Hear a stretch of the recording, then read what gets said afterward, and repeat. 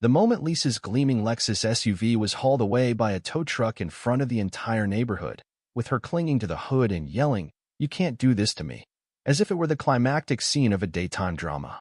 I realized I had reached a pinnacle of subtle retribution few could imagine. The finest detail? I hadn't broken a single regulation.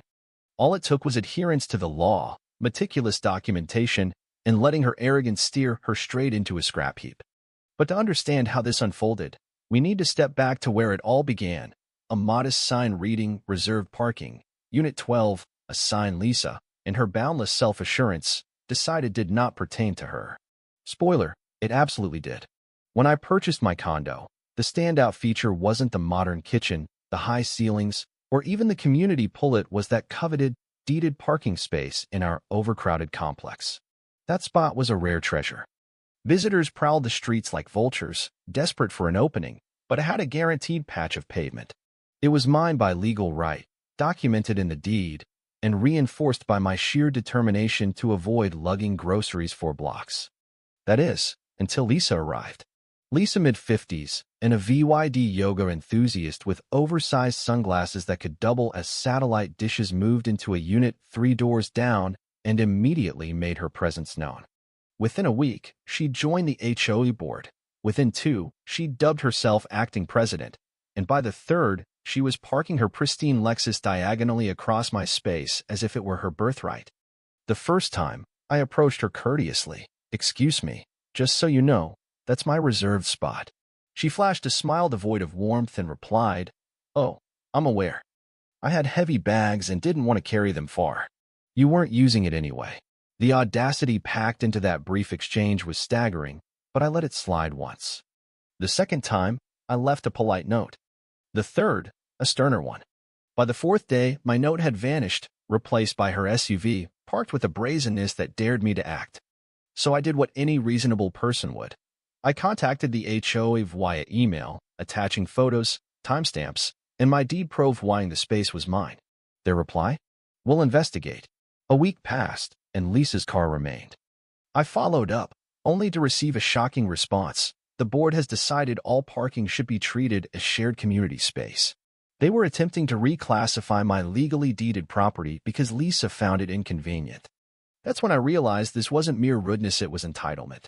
She believed rules didn't apply to her, that her HOA position granted her privy leges, and no one had ever challenged her. I began documenting everything. Each day she parked there, I recorded it. I installed a motion-activated camera aimed at the spot, printed every email exchange, and even taped a conversation where she taunted, "What are you going to do, tow it? I'd love to see you try." "Oh, Lisa," words you'd come to regret. One day, I found a sticky note on my door in her prim handwriting. "Please be more neighborly. You barely use the spot, and I have guests this weekend. Let's be mature." The irony was almost suffocating. I chuckled, called my friend Mark, a lawyer, and jokingly said, "What if I just sold her car?" He paused, then replied, "You might actually be able to." That's when the game changed. I immersed myself in HOA bylaws, county ordinances, and property codes, uncovering a gem.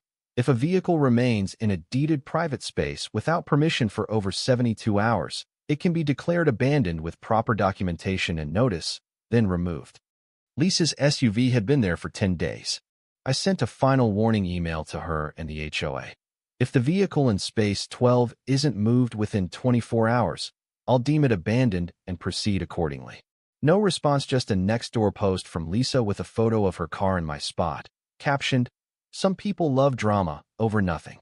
So I called a licensed junkyard specializing in abandoned vehicles, sent them my EVY Denke, and they were thrilled to assist.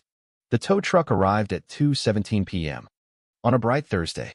I sipped coffee on my patio as neighbors peeked out. The hydraulic lift hummed, and the SUV rose. Then came the scream. Lisa bolted down the sidewalk, arms flailing, shrieking, "Stop. That's my car." The driver handed her the paperwork. "This vehicle's been reported abandoned. We have legal authority to remove it." She glared at me, fuming. "You'll regret this." I met her gaze and said, "I already don't." As her Lexus vanished, tires spinning in defiance, I smiled, not from spite, but from the satisfaction of justice delivered via flatbed. Behind the spectacle was meticulous preparation. Mark had pointed out over drinks that Lisa's actions met the legal definition of abandonment. With statutes and bylaws in hand, I'd built an airtight case. Photos, videos, emails, and proof she'd received my complaints. I submitted it all to the county, and the clerk confirmed I could proceed. The junkyard, run by a guy named Tony, laughed when I explained. She left it there for over a week after all that? I'd be honored to tow it. The next day, Tony's truck rolled up, and Lisa Havwang parked there again that morning and out in a bathrobe, yelling as her car was lifted away. Neighbors watched, some filming. I stepped out and said, "It's been legally declared abandoned on my property." She raged, but Tony drove off, leaving her powerless. The fallout was swift. Lisa posted on Nextdoor, calling me a vindictive child who'd illegally seized her car. I'd already shared my documented account, titled, "Why You Shouldn't Park on Others' Property Because You Think You're Above It." Neighbors rallied, sharing their own Lisa story finds for VY eyes like VY Cybele trash cans or patio lights. She called an emergency HOA meeting to censure me, but it backfired. Residents aired her abuses, and support swung my way. I joined the board election, won by a landslide, and began dismantling her oppressive rules. Lisa's Lexus became scrap, her reputation crumbled, and she moved out, leaving a legacy of reform and a junkyard bench made from her car, dubbed the entitlement seat. Justice, it turns out, sometimes arrives with a tow hook and a quiet Tory.